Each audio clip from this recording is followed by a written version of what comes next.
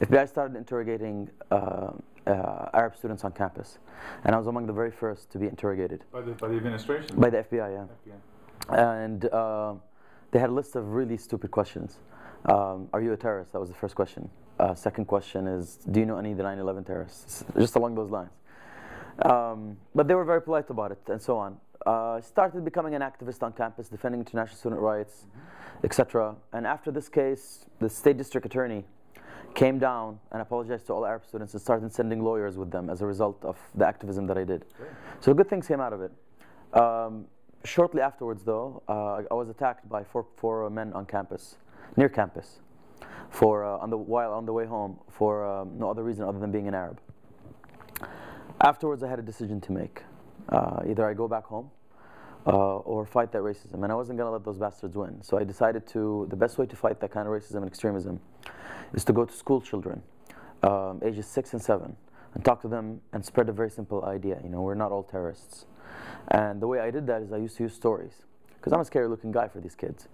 So as soon as they used to go into the classroom, I'd be like, you guys know Aladdin? They're like, yeah. I'm like, well, he's my cousin. He stole Jasmine away from me, so we're not talking. And you know, they laugh it off. They know I'm joking. It breaks the ice. These are American kids. American kids, yeah. So the schools that I went to were in Minnesota. Okay.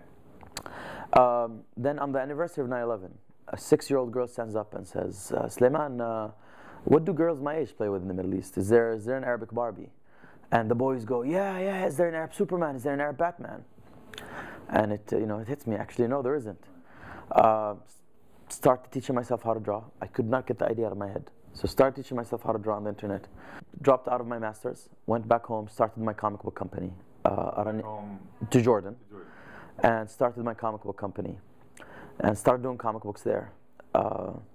Last year, published and sold 1.2 million comics. What makes some of my stories different and unique too, Bruce, is my stories are, when I first started creating the first comic book, I went down to the kids and I asked them what do they want.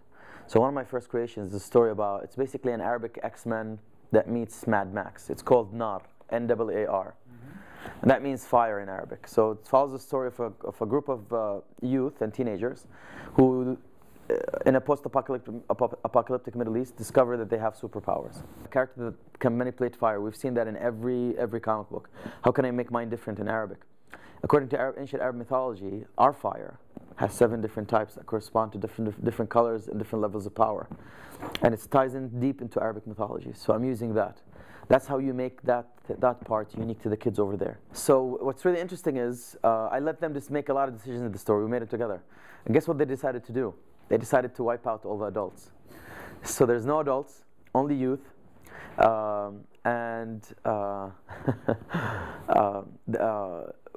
pose a question in this comic book. If you had the power to change the world, what would you do to the kids? How are you gonna? I explore that question in this comic book. Of course, in a light-hearted way. It's a serious issue, but we explore it in a fun way. The thing is, I'm not tailoring for the parents. This is for the kids. And that's one of the things that are unique about my comic books is it's peer-to-peer. It's like kids to kids. And kids write it, or they? I have them help me. They don't write it. I write it. But yeah, I work with them. I do a focus groups at least once every 2 months. Right. Go to the kids. What do you think about this? I'm thinking about doing this. What do you guys think? Right. And they give me their feedback. And does Marvel and DC and all of those, they do that kind of thing? No, hell no. It's a parent-to-kid approach. Right. You have a visionary writer, artist, etc., and and it's pushed down kind of.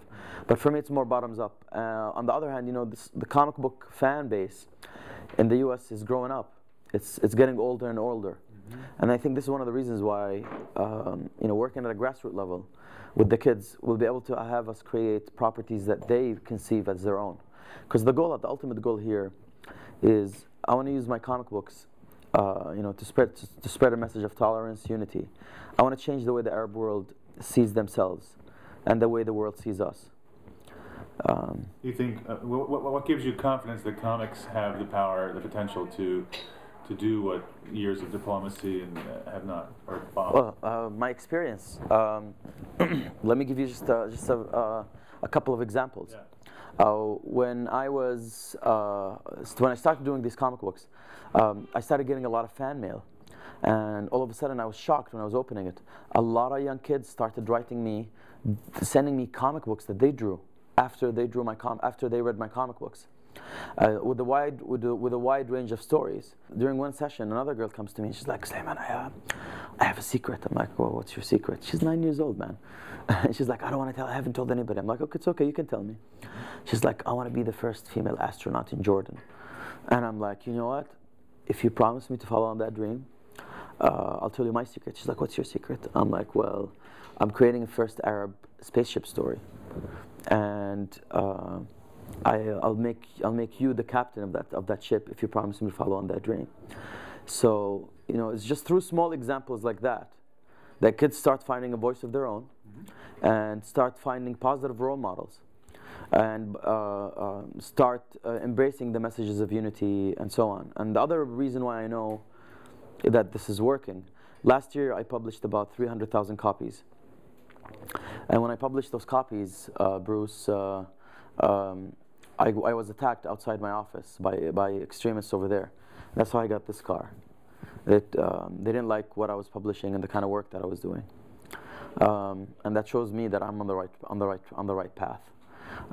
So it definitely does work. I've seen it in the U.S. It sparked their interest. This is what led me to do it, and I've seen it in school children in Jordan and how they respond. It definitely works. And you know, we're just gonna keep on pushing and take it to the next step. Take it into social gaming. Take it into TV, animated TV series, and a movie. That's the goal. That's the objective. We're gonna try and build the Arab Disney there that sends these messages across the Arab world. We're in a fight for the youth. You know, I tell people, David beat Goliath with a slingshot and a cane. You know, my slingshot is my ideas, and my cane is my comics. And you know, racism and these extremists, they don't seem so huge after all. Right. So. And how do you balance the fun of the comic with the political message? Because sometimes it's not political. Yeah. Kids say, oh, this is propaganda. Absolutely, the kids are very smart. But you know, we don't focus on politics because tolerance doesn't mean it's not a political statement. I avoid any politics in my comic books. And here's the thing: when you have kids help you, they inspire you. You can do tolerance in so many ways. You can do tolerance by teaching kids. For example, I have a football comic book, and the football comic book teaches hard work, tolerance, teamwork, etc. And we do it through football. So there's a lot of ways you can integrate these stories. And the great thing about having superheroes and fantasy universe, you get away from all the politics and all those issues.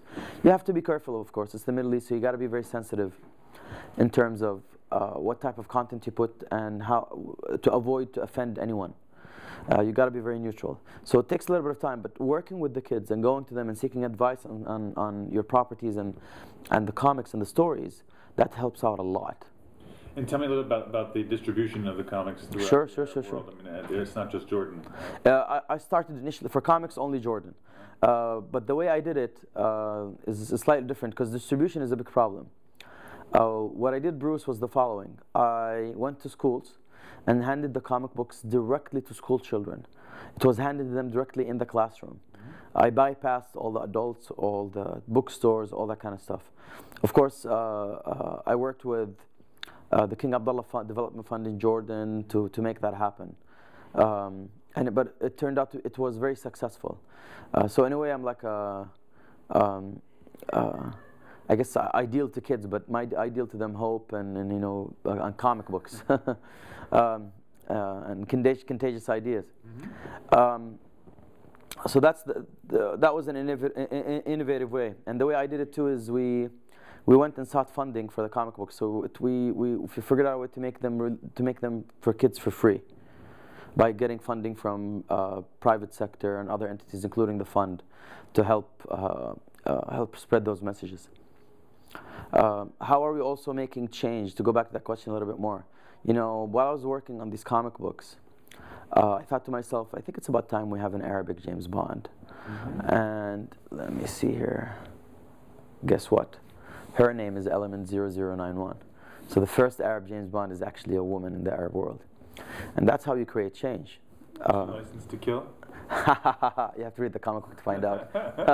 Good one. Seems a little young to be a killer. Yeah. but you know, she's kick-ass. She's a badass, and it's actually quite an interesting story, and I think it has a lot of promise. What we're going to do though this year is to, because physical distribution is a big problem in the Middle East, and print media is dying over there. So worldwide, it's in decline.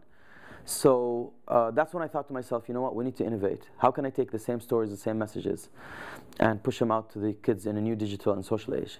So that's when I came up with social gaming. We created several social games just to try, because I built the team from scratch. And you know, we got to a point where we're ready to release our big major game, and we're going to start releasing these comic books on Facebook soon. We did an experiment and published a comic book called Element Zero online. It got us about 20,000-30,000 readers on Facebook. So it's a promising new medium. I personally believe that if leveraged properly, social games can be the new comic book. We have a wider reach. It's pan-Arab. It's not limited just to Jordan. So it's going to be quite interesting, and we're very excited about the game. It's going to be a very interesting time. Can you give me an example of how in the game in Happy Oasis it teaches tolerance and? Okay, I'll give you actually one other game, because there's a perfect example for you. Okay. We have a game called Element Zero. It's basically the Arabic Jason Bourne. That's the comic book I put a comic book and a game together, and that's when we got those readers. Okay. So in this game, Arab players started coming into the forums from all over the Arab world, and they started fighting among each other. Oh, you're Jordanian, or you're Saudi, or you're Egyptian, or you're this. I'm like, oh my God, man, what am I going to do? I go in, I'm like, guys, I'm the game creator. Come on, stop this. This is not why we created the game. They're like, oh, you're Jordanian, you're this, you're that. I'm like, I start scratching my head. I'm like, I don't know what to do. This is going to ruin the game. Right. And then all of a sudden, I remember I created a profile for the main character, Element Zero, on Facebook. I hope they don't find out and delete it now. And I noticed it was getting fan mail from female readers. I was like, hold on a second. So I go back into the game as that character, and I start talking to them in the language of the game, the special ops language. And within one day, everybody apologizes to each other, and starts never ever happen again in the game. And basically, what I told them is very simple. You know, I preached unity, hard work, teamwork, and that we're all here together. We shouldn't be fighting among each other.